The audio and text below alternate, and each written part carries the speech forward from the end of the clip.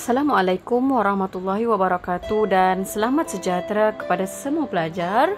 Baik, pada kali ini cikgu akan berkongsi dengan semua pelajar tentang subjek geografi tingkatan 1, bab yang terakhir iaitu bab 13 bertajuk sisa domestik.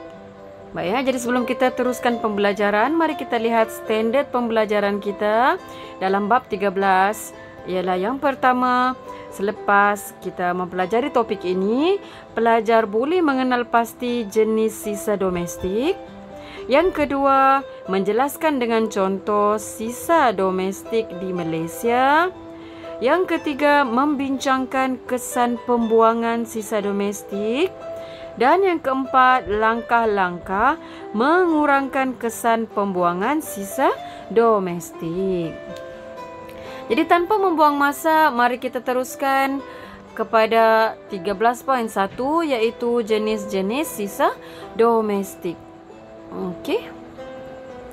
Jadi sisa domestik terdiri daripada pepejal dan cecair yang boleh dikategorikan sebagai bahan organik dan bahan bukan organik. Jadi mari kita lihat bahan organik terlebih dahulu. Bahan organik. Okey. Yang mana bahan organik ini dia adalah sisa pepejal yang boleh diuraikan dan dilupuskan. Okey. Dan dihasilkan dari sumber haiwan dan tumbuhan. Okey. Jadi organik ni maksudnya dia daripada semula jadi, daripada sisa haiwan dan juga tumbuhan. Dia boleh diuraikan dan dilupuskan. Jadi contohnya adalah sisa makanan, sisa kebun dan kertas. Kita teruskan kepada bahan bukan organik. Okey. Sukar untuk diuraikan dan dilupuskan. Fokus pada perkataan sukar. Dan terhasil dari sumber mineral. Okey, kita lihat glosari apakah maksud mineral. Bahan yang wujud secara semula jadi, contohnya logam dan petroleum. Jadi mineral adalah bukan organik. Kalau daripada haiwan dan tumbuhan, ini organik. Okey, mari kita lihat contoh sisa-sisa domestik daripada bahan bukan organik.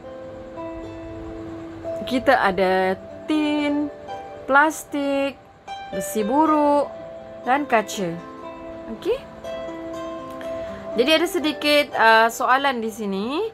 Kuasa beli ialah daya atau kemampuan membeli sesuatu barang. Sejauh manakah peningkatan kuasa beli mampu meningkatkan buangan sisa domestik? Okey.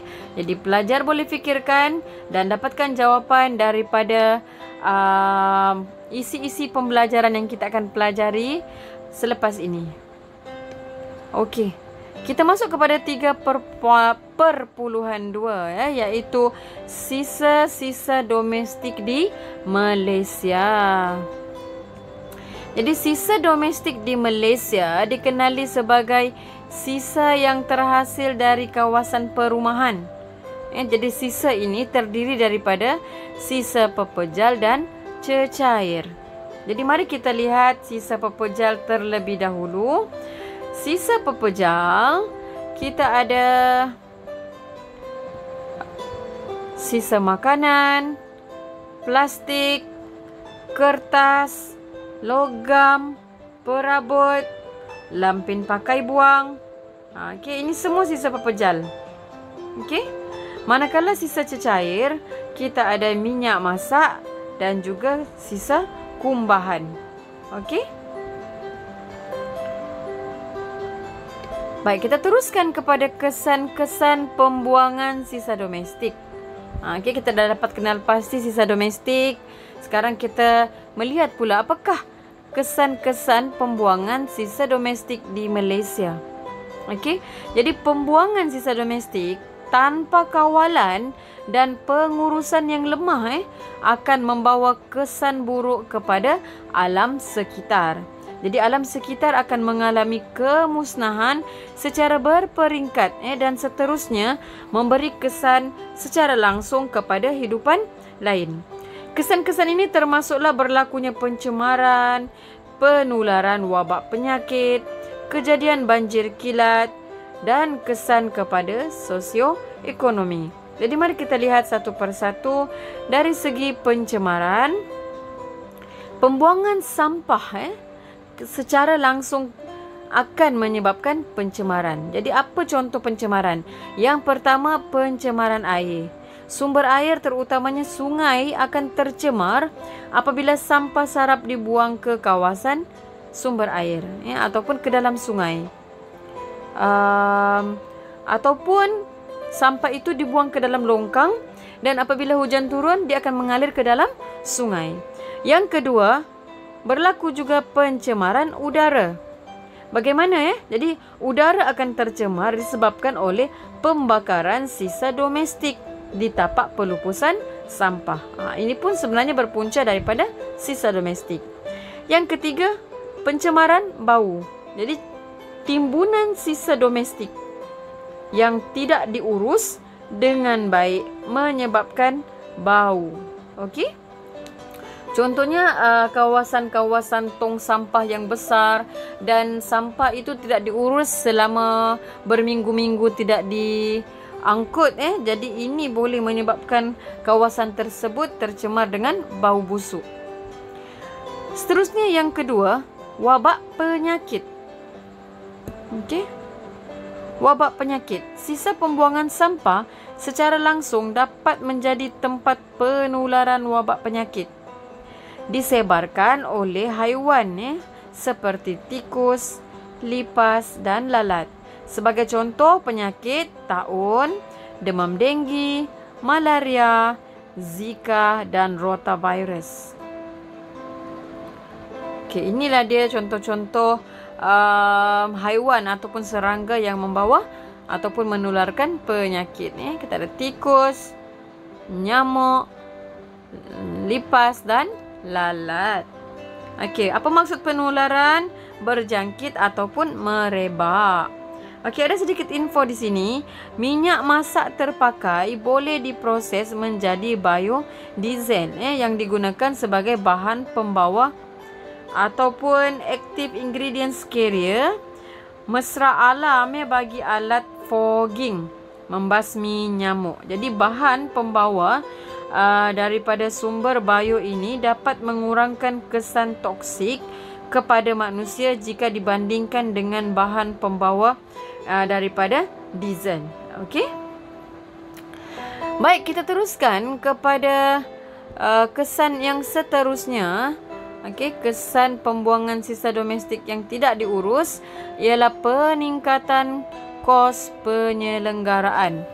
Okey, peningkatan jumlah sisa domestik akan turut meningkatkan kos penyelenggaraan yang diurus oleh pihak kerajaan, khususnya pihak berkuasa tempatan. Jadi kos penyelenggaraan perlu dibiayai oleh PBT melibatkan kos penyelenggaraan tapak pelupusan, baik pulih kemusnahan, perawatan air tercemar dan termasuk gaji pekerja pembersihan. Inilah yang menyebabkan kepada kos penyelenggaraan bertambah sekiranya peningkatan pembuangan sisa domestik. Baik, kita teruskan kepada kesan yang keempat ialah banjir kilat. Bagaimana pelupusan sisa domestik boleh menyebabkan banjir kilat? Okey, sikap yang tidak bertanggungjawab penduduk membuang sisa domestik ke dalam longkang, parit dan sungai akan menyebabkan aliran air tersekat. Jadi apabila hujan lebat, jumlah air meningkat secara mendadak sehingga menyebabkan banjir kilat berlaku. Hal ini kerana longkang-longkang telah tersumbat dengan sampah-sampah yang dibuang. Jadi ini boleh menyebabkan banjir kilat. Contohnya. Baik, ada info di sini. Kamikatsu di wilayah Tokushima, Jepun merupakan sebuah bandar yang unik apabila penduduknya mengamalkan kitar semula sampah. Bandar tersebut tidak mempunyai lori pengangkut sampah menyebabkan penduduknya perlu mengasingkan dan menukarkan sisa makanan menjadi baja kompos. Jadi pelajar boleh melihat di dalam laman sesawang ini. Okey. Baik, kita teruskan kepada 13.4 iaitu subtopik yang terakhir. Kita telah melihat kesan. Jadi sekarang kita akan pergi kepada langkah-langkah mengurangkan kesan pembuangan sisa domestik. Jadi terdapat beberapa langkah untuk mengurangkan kesan pembuangan sisa domestik. Antaranya ialah yang pertama, amalan 3R.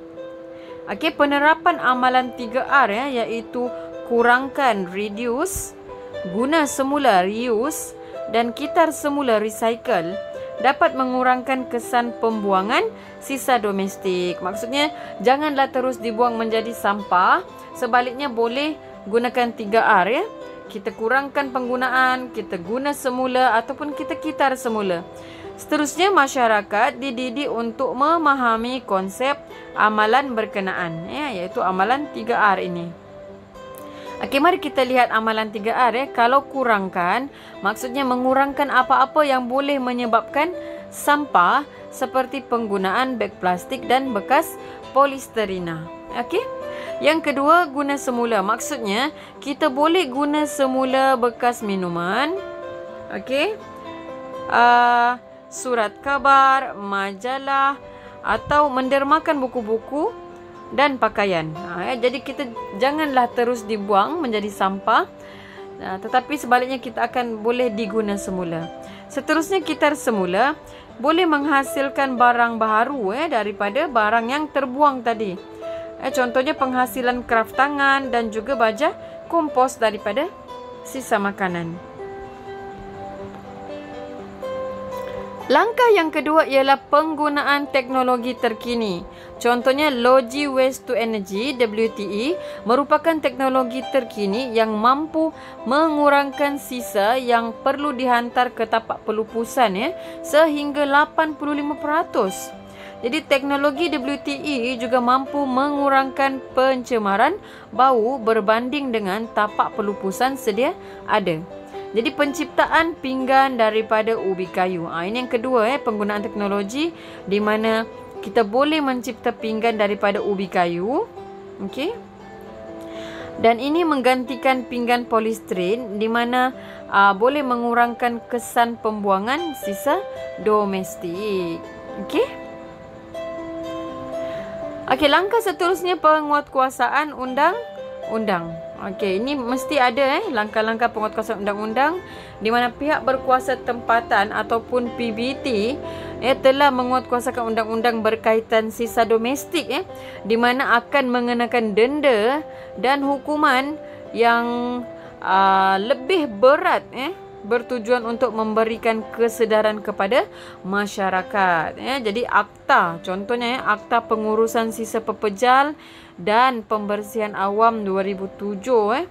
Akta ini adalah akta 672 dan juga ada akta pengurusan sisa pepejal dan pembersihan awam Akta 673 dibuat untuk menguruskan sisa domestik dengan baik dan sistematik.